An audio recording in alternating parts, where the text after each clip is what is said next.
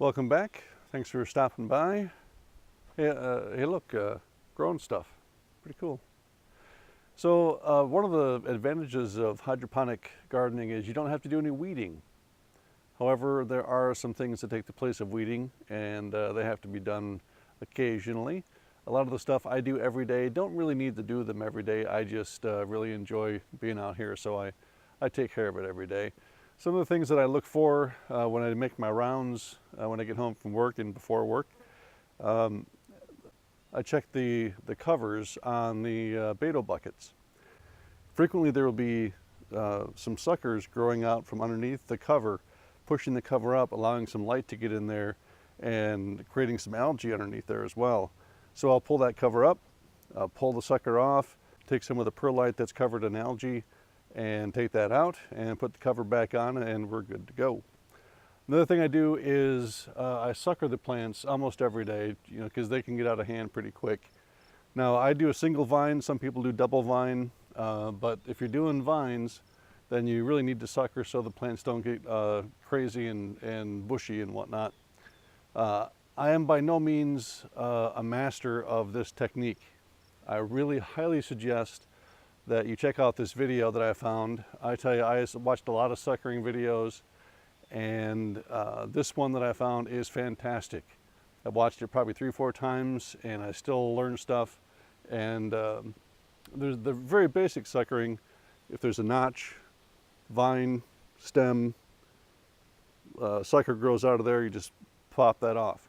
But there's lots of exceptions, and it's important to know those. Check out this video that I'm linking right here, and you will not regret watching this video. Lots of fantastic information. Now, I manually pollinate my plants. I could just let nature take its course.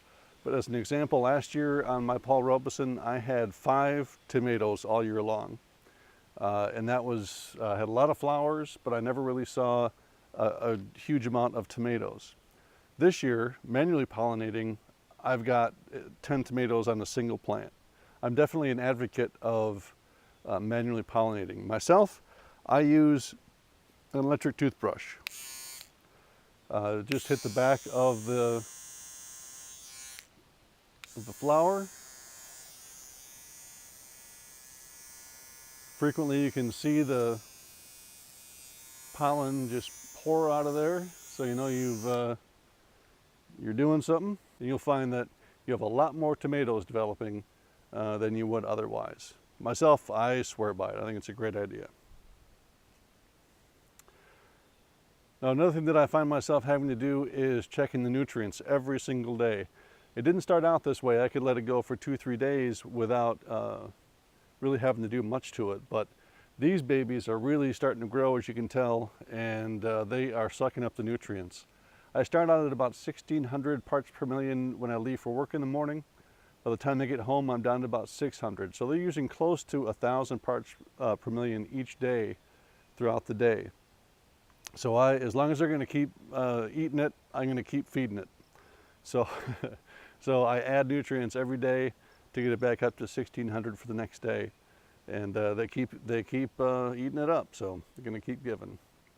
Another thing that I've just recently had to start worrying about is plant height. You can see here, this one is pretty much at the top of the structure.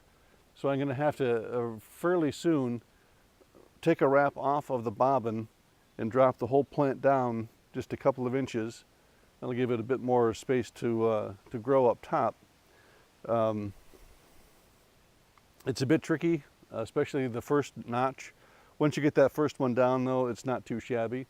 What I'm also doing, and I started on the second row back there, is I'm repositioning these bobbins, putting them a little further apart so the 2 plants that are in the same bucket have a little bit more room to grow and get more light in between them. Also, every day I bring my bag of clips out and clip as we go up. As it gets higher, it needs a bit more support.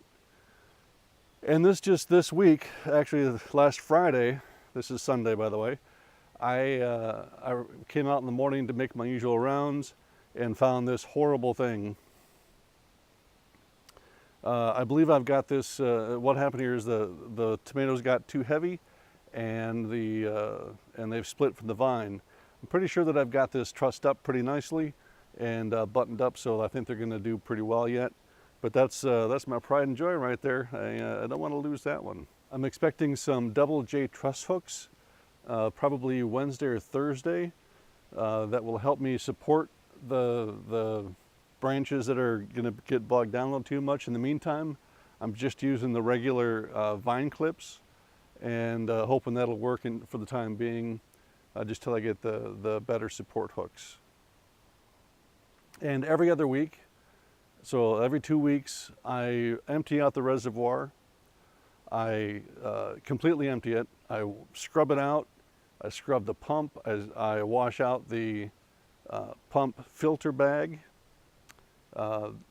Clean out the lines as much as I can, and start fresh. And I think that helps keep the emitters clean, and I think it helps the plants with the nice fresh nutrients as well. The weeks that I don't do the reservoir, I pull each of the feeder lines out of the bucket just to make sure that they are still emitting nutrients when they're supposed to. And if they're not, I clean them. Pretty simple. Just pop each end off and take apart the emitter, and you can usually see where the gunk is building up. Clean it out, put it back together, pop it back in the feeder line, and you're good to go. Works out pretty well. So that's some of the basic stuff that I do on a daily and sometimes every other week basis, and it's better than weeding. I'm just saying that. I'd rather do that stuff than weed, and you can't argue with the results, that's for sure. So with that, hopefully we'll talk to you next time, and thanks for checking it out. See ya.